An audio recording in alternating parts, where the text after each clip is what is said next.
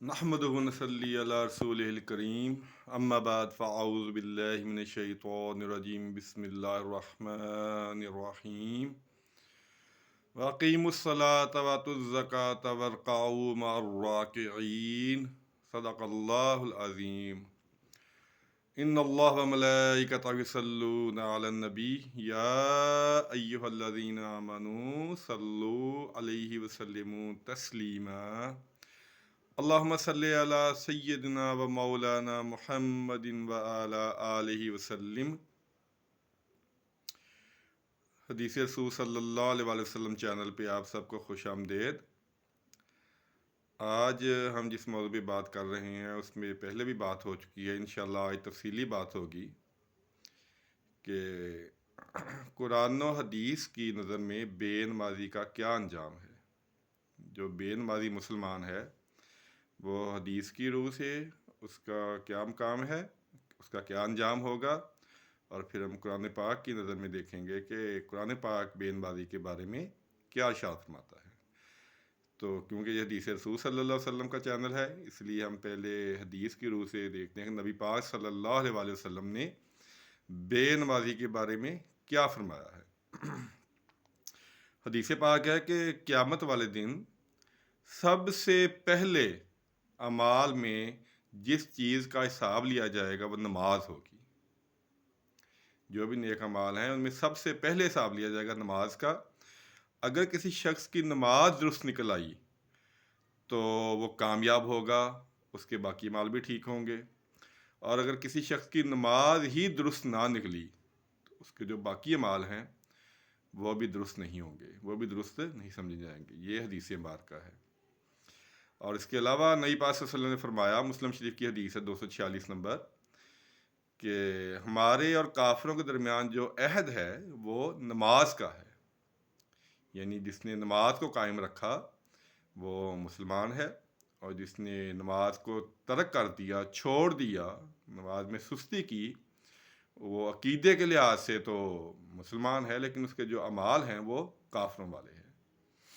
کیونکہ حدیث مبارکہ ایک اور ہے کہ نماز مسلمان اور کافر کے درمیان فرق کرتی ہے۔ مسلمان اور کافر کے جو درمیان فرق ہے وہ نماز ہے۔ ایک بہت اہم حدیث ہے، اور صرف ایک نماز کے بارے میں آپ اس سے اندازہ کر لیں کہ نماز کی اہمیت نبی پاک صلی اللہ علیہ وسلم نے کس طرح واضح فرمائی ہے۔ آپ نے فرمایا، متفق علیہ حدیث ہے، بخاری میں بھی ہے یہ، کہ جس شخص کی صرف عصر کی ایک نماز فوت ہو جائے، صرف ایک نماز عصر کی، اس کے لیے ایسے ہے کہ جیسے اس کے تمام اہل و عیال اور اس کا تمام مال و اسباب برباد ہو گیا۔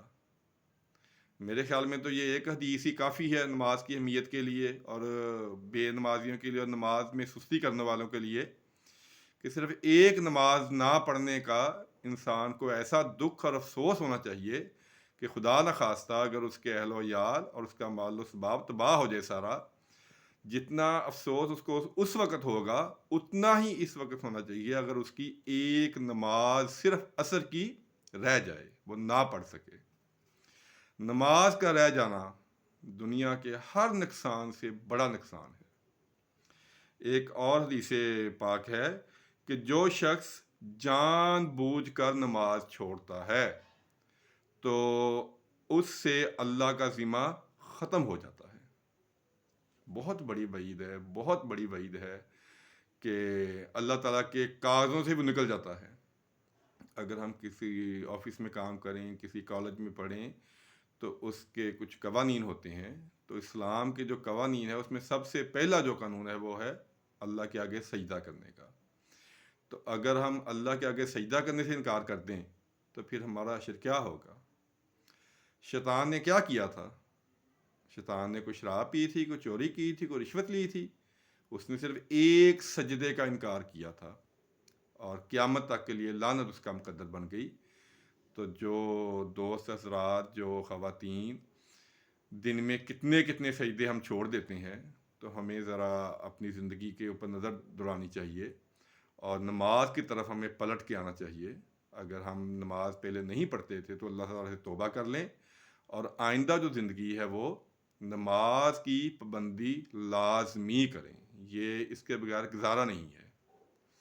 ایک اور حدیث پاک ہے کہ نبی پاک صلی اللہ علیہ وسلم نے فرمایا کہ مجھے حکم دیا گیا ہے کہ میں لوگوں سے قتال کروں، یعنی لوگوں کو قتل کروں، ان سے جنگ کروں، حتیٰ کہ وہ اللہ تعالیٰ کو ایک مان لیں اور مجھے یعنی نبی پاک صلی اللہ علیہ وسلم کو آخری نبی مان لیں،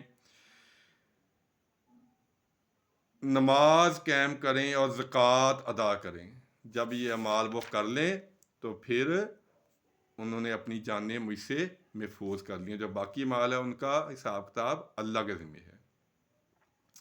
اس طرح ایک اور حدیث ہے بخاری شریف کی، یہ کی بھی حدیث ہے، بڑی معتبر حدیث ہے کہ جس شخص نے، نبی پاک صلی اللہ علیہ وسلم نے فرمایا، نماز کی حفاظت کی، اس کے لیے نماز قیامت والے دن نور ہوگی، نجات ہوگی اور دلیل ہوگی، اور جس شخص نے نماز کی حفاظت نہ کی، حفاظت کیا ہے یہ ہم بعد میں اس کے بارے میں بات کرتے ہیں، جس نے نماز کی حفاظت نہ کی اس کے لیے نہ کوئی نجات ہوگی نہ کوئی دلیل ہوگی، قیامت والے دن اس کا جو انجام ہے وہ فرعون، قارون، حامان اور ابی بن خلف کے ساتھ ہوگا۔ یعنی اگر کسی نے اپنی بادشاہت کی وجہ سے نماز نہ پڑھی تو اس کا جو حشر ہے وہ فرعون کے ساتھ ہوگا، معاذ اللہ، نعوذ باللہ، استغفر اللہ۔ ذرا غور کریں اس بات پہ، جو کہ نبی پاک صلی اللہ علیہ وسلم کتنی سخت وعید فرما رہے ہیں بے نمازی کے بارے میں۔ اور اگر اس نے وزارت کی وجہ سے غفلت کی ہے تو پھر اس کا حشر حامان کے ساتھ ہوگا، اگر تجارت کی وجہ سے کی ہے تو ابی بن خلف کے ساتھ ہوگا۔ بہت بڑی وعید ہے، بہت بڑی وعید ہے، اور ہماری نمازوں میں بہت سستی ہے، کم سستی نہیں ہے، بہت ہی زیادہ سستی ہے کہ مسجدیں جو ہیں ہماری وہ ویران ہیں۔ تو یہ جو نماز ہے اس کی کوئی گنجائش نہیں ہے چھوڑنے کی کسی بھی حال میں۔ ایک صحابی نے پوچھا یا رسول اللہ صلی اللہ علیہ وسلم، اگر کوئی شخص کھڑا ہو کے نماز نہ پڑھ سکے، آپ نے کہا بیٹھ کے پڑھ لے، بیٹھ کے نہ پڑھ سکے لیٹ کے پڑھ لے، لیٹ کے نہ پڑھ سکے اشاروں سے پڑھ لے۔ اب اس سے زیادہ اور کیا ہو سکتا ہے؟ وعید کے نماز کسی بھی حال میں چھوڑنے کی اجازت نہیں ہے، گنجائش نہیں ہے۔ باقی جو زکوٰۃ، حج، ان میں رعایت ہے کہ اگر آپ کے پاس اتنا پیسہ ہے تو پھر ہے، لیکن نماز کی کوئی گنجائش نہیں ہے کہ نماز ایک مسلمان ہو، کلمہ گو ہو اور وہ نماز نہ پڑھتا ہو، یہ ناممکن بات ہے، اس کی کوئی رعایت نہیں ہے، اس کی کوئی گنجائش نہیں ہے۔ نماز ہر حال میں اول ہے۔ نبی پاک صلی اللہ علیہ وسلم فرمایا کہ جو شخص اس حال میں اللہ تعالیٰ سے ملاقات کرے گا کہ وہ نمازوں کو ضائع کرتا ہوگا دنیا میں، تو اللہ تعالیٰ کو اس کی نیکیوں کی ذرا بھی پرواہ نہیں ہوگی۔ جو اس نے باقی نیک اعمال کیے ہیں وہ بھی اللہ تعالیٰ کے ہاں قبول نہیں ہوں گے، کیونکہ بے نمازی کی کوئی بھی نیکی قبول نہیں ہوتی۔ جو بے نمازی شخص ہے اس کی کوئی بھی جو نیکی ہے وہ قبول نہیں ہوتی۔ صدقہ، خیرات، کھانا کھلانا، جو کچھ بھی ہے یہ سب نماز کے بعد ہے، سب سے پہلے نماز ہے۔ تو ایک اور حدیث ہے کہ جس نے نماز کو ترک کیا گویا اس نے کفر کیا، اس نے کفر کیا، معاذ اللہ، استغفر اللہ، استغفر اللہ۔ ایک اور حدیث مبارکہ ہے، نبی پاک صلی اللہ علیہ وآلہ وسلم نے ارشاد فرمایا کہ جب بندہ اول وقت میں نماز ادا کرتا ہے تو وہ آسمان کی طرف بلند ہوتی ہے اور اس کے لیے نور ہوتا ہے حتیٰ کہ وہ عرش تک پہنچ جاتی ہے، اور روز قیامت تک اپنے پڑھنے والے کے لیے مغفرت طلب کرتی ہے اور کہتی ہے اللہ تمہاری حفاظت فرمائے جس طرح تو نے میری حفاظت فرمائی ہے۔ اور جب بندہ نماز اس کے وقت سے ہٹ کے ادا کرتا ہے، یعنی سستی کرتا ہے، یہ اس کے لیے ہے جو کر لیتا ہے لیکن سستی کرتا ہے، وقت گزار کے پڑھتا ہے۔ جو پڑھتا نہیں ہے وہ ذرا اپنا انجام خود ہی سوچ لے۔ تو جو وقت نکال کے پڑھتا ہے وہ آسمان کی طرف بلندی ہوتی ہے اور اس کی تاریکی ہوتی ہے، جب وہ آسمان تک پہنچتی ہے تو اسے بسیدہ کپڑے کی طرح لپیٹ دیا جاتا ہے اور پڑھنے والے کے منہ پر مارا جائے گا، اور نماز بد دعا کرتی ہے، اے اللہ جس طرح اس نے مجھے ضائع کیا ہے تو بھی اس کو ضائع کر دے، استغفر اللہ، معاذ اللہ، معاذ اللہ۔ اور جو بلا وجہ بغیر کسی عذر کے دو نمازوں کو جمع کرے، ہم کسی مسئلہ کی بات نہیں کر رہے، ہم ویسے بات کر رہے ہیں، تو یہ بہت بڑا گناہ ہے۔ نماز کو اس کے وقت پہ ادا کرنا جو ہے یہ حکم ہے، نماز کو قضا کرنے کا حکم نہیں ہے۔ اب ہم دیکھتے ہیں کہ صحابہ کرام بے نمازی کے بارے میں کیا فرماتے ہیں۔ امام مالک نے اپنی موطا میں فرمایا ہے کہ صحابہ کرام اپنے زمانے میں ترک نماز کے علاوہ کسی کے اوپر کفر کا فتویٰ نہیں لگاتے تھے۔ اگر کوئی شخص نماز پڑھتا تھا، صحابہ کرام فرماتے تھے یہ مسلمان ہے۔ اگر نماز نہیں پڑھتا تھا تو پھر اس کے اوپر کفر کا لگا دیتے تھے فتویٰ۔ یہ امام موطا کی روایت میں بیان کر رہا ہوں، یہ میں کوئی کہانیوں کی کتاب نہیں آپ کے سامنے بیان کر رہا، اس پہ ذرا غور کیجیے گا۔ ابن مسعود رضی اللہ تعالیٰ عنہ نے فرمایا ہے کہ جو نماز نہ پڑھے اس کا کوئی دین نہیں۔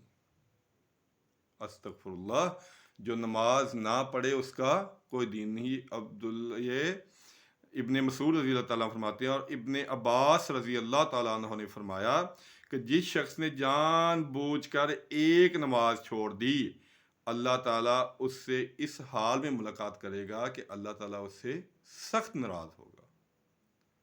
اب یہ جو وعیدیں بیان ہو چکی ہیں، میرے خیال میں تو یہی کافی ہیں۔ تو اللہ تعالیٰ ہمیں توفیق دے نماز پڑھنے کی۔ اب ہم دیکھتے ہیں کہ نمازی جو نماز کی حفاظت کرتا ہے، ابن ماجہ کی حدیث ہے 558 نبی پاک صلی اللہ علیہ وسلم نے ارشاد فرمایا کہ جب نمازی اپنے گھر سے وضو کر کے مسجد کی طرف جاتا ہے تو اس کے ہر قدم پہ اس کا ایک گناہ کاٹ دیا جاتا ہے، ختم کر دیا جاتا ہے، اور وہ ایسے ہے کہ جیسے احرام بن کے خانہ کعبے کی طرف جا رہا ہے۔ سبحان اللہ، کتنی بڑی یہ سعادت ہے نمازی کے لیے کہ جو اللہ کے آگے جا کے سجدہ کرتا ہے وہ ایسے ہے جیسے حاجی احرام بن کے جا رہا ہے۔ بہت بڑی سعادت ہے، بہت بڑی سعادت ہے، لیکن اس کے لیے جو نماز کو قائم رکھتا ہے۔ جو شخص نماز کی حفاظت کرے، اللہ تعالیٰ اسے 5 اعزازات اور انعامات عطا فرمائیں گے۔ اس سے رزق کی تنگی اور عذاب دور کر دیا جائے گا، اس کا نامہ اعمال اس کے دائیں ہاتھ میں دیا جائے گا، وہ بجلی کی طرح پل صراط سے گزر جائے گا اور بلا حساب کتاب انشاءاللہ جنت الفردوس میں داخل ہوگا۔ اور جو نماز نہ پڑھے گا اس کو 15 قسم کی سزائیں ملیں گی۔ ان میں سے 5 دنیا میں ہے، موت کے وقت 3 ہے اور 3 قبر میں ہے۔ جہاں تک دنیا میں سزاؤں کا تعلق ہے، ذرا غور سے اور توجہ سے سن لیں۔ پہلی یہ ہے کہ اس کی عمر سے برکت ختم کر دی جاتی ہے۔ دوسری یہ ہے کہ اس کے چہرے سے نیک لوگوں کی علامات جو ہیں وہ ختم کر دی جاتی ہیں۔ تیسری یہ ہے کہ جو بھی عمل کرے گا اللہ تعالیٰ اس پر اس کا اجر نہیں دے گا اگر وہ نماز نہیں پڑھتا ہوگا تو۔ اس کی دعا آسمان تک بلند نہیں جاتی، بلند تک پہنچتی نہیں، جو مرضی دعائیں کرتا پھرے گا، اور نیک لوگوں میں اس کا کوئی حصہ نہیں ہوگا۔ یہ ہے دنیا کی سزائیں۔ موت کی سزائیں، وہ شخص ذلت کی موت مرے گا، استغفر اللہ معاذ اللہ، بھوکا مرے گا، اور تیسری ہے کہ پیاسا مرے گا۔ اگر اس کو سمندر کا پانی بھی پلا دیا جائے تو اس کی پیاس ختم نہیں ہوگی۔ یہ بے نمازی کے لیے میں آپ کو بتا رہا ہوں، یہ میں کوئی کہانیوں کی کتابیں نہیں سنا رہا، اس کو ذرا غور سے توجہ کے ساتھ سنیں۔ قبر میں جو سزائیں ہیں، پہلی سزا یہ ہے کہ اس کی قبر اس پر تنگ کر دی جائے گی، حتیٰ کہ اس کی ایک طرف کی پسلیاں اس کی دوسری طرف کی پسلیوں میں دس جائیں گی۔ استغفر اللہ معاذ اللہ، استغفر اللہ۔ اس کی قبر میں آگ جلا دی جائے گی اور وہ انگاروں پر دن رات کروٹیں بدلتا رہے گا۔ اگر آگ کا ایک شعلہ بھی ہمارے جسم پہ لگ جائے تو ہمارا کیا حال ہوتا ہے، اور ذرا وہ سوچیں، قبر کی ذرا تصور کریں، تنگ اور طریق گڑھا ہے ایک جس میں آگ جلا دی جائے گی بے نمازی کے لیے، اور وہ اس پہ تڑپتا رہے گا۔ تیسری یہ ہے کہ اس پر ایک گنجا سام مسلط کر دیا جائے گا، اس کی آنکھیں آگ کی ہوں گی، اس کے ناخن لوہے کے ہوں گے۔ وہ مردے سے کہے گا مجھے حکم دیا گیا ہے کہ صبح کی نماز قضا کرنے کی وجہ سے تجھے ظہر تک مارے جاؤں، اور ظہر کی نماز قضا کرنے کی وجہ سے عصر تک مارے جاؤں۔ اسی طرح 5 نمازیں وہ گنوائے گا۔ اللہ اکبر، اللہ اکبر۔ اور جب وہ قیامت والے دن اللہ کے سامنے حاضر ہوگا اس کے چہرے پہ 3 سطریں لکھی ہوں گی: اللہ کے حق کو ضائع کرنے والا، اللہ اکبر. دوسری لکھی ہوگی: اللہ کے غضب کے لیے مخصوص شخص. یہ اس کی قیامت والے دن اس کے چہرے پہ چیزیں لکھی ہوں گی. اللہ اکبر، اللہ اکبر، اللہ اکبر، اللہ اکبر. یا اللہ ہمیں نماز کی توفیق عطا فرما. یہ جو میں نے روایتیں بیان کر دی ہیں یہی کافی ہیں، لیکن ہم دیکھ لیتے ہیں قرآن پاک جو ہے وہ بے نمازی کے بارے میں کیا فرماتا ہے. غور سے ذرا توجہ سے سن لیں، اور نمازوں کی پابندی اگر پہلے کو سستی ہے تو وہ شروع کر دیں. نمازوں کی پابندی جو ہے وہ شروع کر دیں، نمازیں پڑھنی شروع کر دیں. نبی پاک صلی اللہ علیہ وآلہ وسلم نے بے نمازی کے بارے میں بہت بڑی وعید سنائی ہے. سورہ مدثر کی آیت نمبر ہے، اس میں اللہ تعالیٰ نے فرمایا ہے کہ جب قرآن پاک کی یہ آیت ہے سورہ مدثر میں ہے کہ جب فیصلے ہو جائیں گے، جنتی جنت میں چلے جائیں گے اور جہنمی جہنم میں چلے جائیں گے، تو جنت والے پوچھیں گے جہنمیوں سے کہ تمہیں کون سی چیز، ما سلککم فی سقر، کون سی چیز تمہیں جہنم میں لے آئی ہے، تم جہنم میں کیوں آ گئے ہو؟ تو وہ جواب دیں گے، پہلا جواب وہ یہ دیں گے کہ ہم نماز نہیں پڑھتے تھے. یہ میں آپ کو قرآن پاک کی آیت سنا رہا ہوں کہ بے نمازی کہے گا کہ ہم نماز نہیں پڑھتے تھے. اور سورہ مریم کی آیت ہے، ترجمہ اس کا ہے کہ پھر ان کے بعد چند ناخلف لوگ آئے جنہوں نے نمازوں کو ضائع کر دیا اور اپنی خواہشات نفسانی کے پیچھے پڑ گئے، پس بہت جلد وہ گمراہی کی سزا پائیں گے. پھر اس کے کہ جس نے توبہ کر دی. توبہ کا وقت ابھی تک ہے، جب تک جان نہیں نکلتی توبہ کا وقت ہے. یہ قرآن پاک کی میں آپ کو آیت کا ترجمہ سنا رہا ہوں، سورہ مریم کی آیت ہے یہ. اور سورہ معون اس کی آیت ہے، خرابی ہے، ہلاکت ہے ان نمازیوں کے لیے جو اپنی نمازوں سے بے خبر ہیں. اللہ اکبر. اور سورہ المنافقون کی آیت ہے، اس کا ترجمہ ہے کہ اے ایمان والو، تمہارے مال اور تمہاری اولاد تمہیں اللہ کی یاد سے غافل نہ کر دیں، جو ایسا کرے گا وہی خسارہ پانے والوں میں سے ہوگا. اللہ کی یاد سے مراد ہے 5 نمازیں. اللہ کی یاد سے مراد ہیں 5 نمازیں. ہمارے کاروبار، ہمارے خاندان، ہماری تجارت، ہمارے روزمرہ کے معاملات ہمیں کہیں نماز سے اور اللہ کے ذکر سے غافل نہ کرتے ہیں.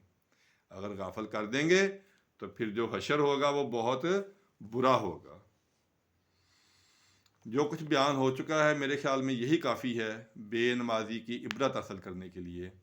ہم دیکھتے ہیں ہمارے نوجوان، بوڑھے اور خواتین، بچے ایسے ہیں کہ نماز جیسے نازل ہوئی ہی نہیں ہے.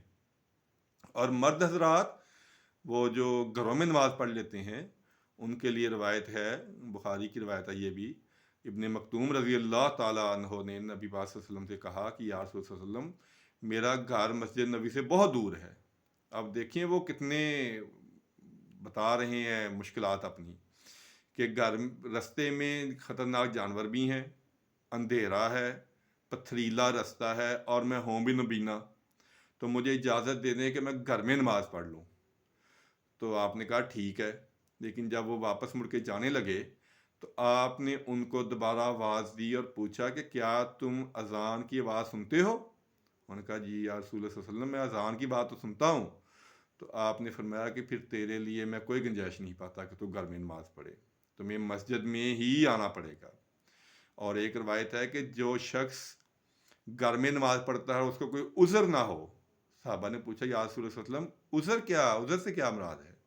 آپ نے فرمایا سخت بارش، سخت اندھیرا یا جان کا خطرہ، کوئی دشمن کا خطرہ ہو، اس کا اگر کوئی ان میں کوئی بھی عذر نہیں ہے اور جو بندہ گھر میں نماز پھر بھی پڑھ لے بلا وجہ، تو اس کی جو نماز ہے وہ مکمل نہیں ہوگی. میرے دوستو، اس نماز کی جو ہے حفاظت بہت ضروری ہے. اس کے بارے میں ہمیں سوچنا ہوگا کہ اگر ہم نماز میں سستی کرتے ہیں تو نماز کی سستی کو چھوڑ دیں اور آج ہی توبہ کر لیں. ابھی توبہ کا دروازہ کھلا ہے، آج ہی توبہ کر لیں. اے اللہ، جو زندگی گزری ہے وہ معاف کر دے، آئندہ ہم انشاءاللہ تعالی کبھی نماز نہیں چھوڑیں گے اور باجماعت مسجد میں جا کے ادا کریں گے۔ جو میں نے پہلے آیت پڑھی ہے کہ نماز قائم کرو، زکوٰۃ دو، اور رکوع کرنے والوں کے ساتھ رکوع کرو، اس سے مراد ہے کہ مسجد میں جا کے جماعت کے ساتھ نماز ادا کریں۔ اور کچھ نماز کے اہم مسائل پہلے بیان ہو چکے ہیں کہ جو ویڈیو میں نے کی تھی اپلوڈ، نماز کے کچھ اہم مسائل، پھر اس کا تھوڑا اعادہ کر لیتے ہیں۔ جو ہم مین غلطیاں کرتے ہیں کہ جب تکبیر اولیٰ کہتے ہیں تو ہمارے جو ہاتھ ہیں ان کا رخ قبلے کی طرف ہونا چاہیے، کہ یہ ایسے دوست کر دیتے ہیں، یہ طریقہ غلط ہے۔ دوسرا یہ ہے جو سب سے اہم، بار بار بڑی دفعہ بیان ہو چکا ہے، کہ جب رکوع میں جائیں تو جب رکوع میں مکمل طور پہ پہنچ جائیں تو پھر تسبیح شروع کریں رکوع کی، 3 دفعہ کم از کم، 5 دفعہ کریں یا 7 دفعہ کریں، لیکن کم از کم 3 دفعہ۔ اور جب رکوع سے کھڑے ہوں تو جب تک آپ کے جسم کی ہر ہڈی اپنی جگہ پہ نہ آ جائے، آپ رکوع سے سجدے میں نہ جائیں، ورنہ آپ کا رکوع نہیں ہوگا۔ اور دعا بھی ہے سیدھے کھڑے ہو کے رکوع سے، والحمد للہ حمدن کثیرن طیبن بارکن فیہ، یہ پڑھ لیں گے تو ایٹومیٹک اتنا ٹائم لگ جائے گا۔ پھر جب سجدے میں جائیں تو صرف ہاتھ نیچے لگائیں، سجدے میں کلائیاں نہ لگائیں۔ کئی دوست کلائیاں لگا لیتے ہیں، یہ بہت غلط بات ہے۔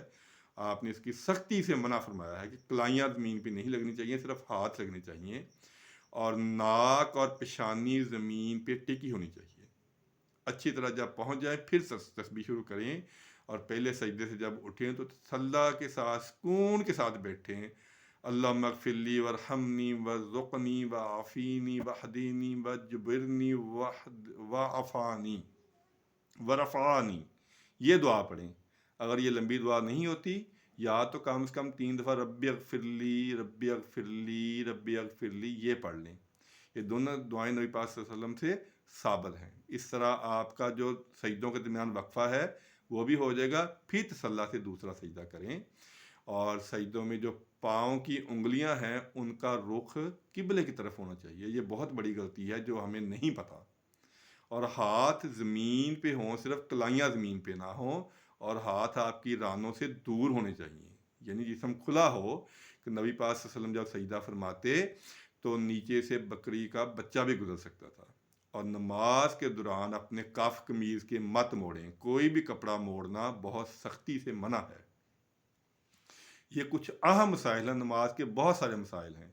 میرے دوستو، زندگی بہت تھوڑی ہے، موت سر پہ کھڑی ہوئی ہے۔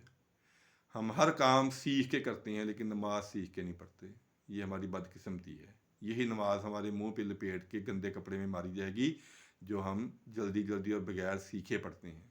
نماز کو سیکھ کے پڑھیں اور نماز کی پابندی کریں۔ نماز کی گنجائش کسی حال میں نہیں ہے۔ قرآن و حدیث کی روشنی میں آپ کے سامنے یہ میں نے کچھ بیان کیا ہے۔ اللہ کرے اس بیان سے کوئی بے نمازی نمازی بن جائے تو میری بخشش کا بھی کوئی ذریعہ ہو جائے گا۔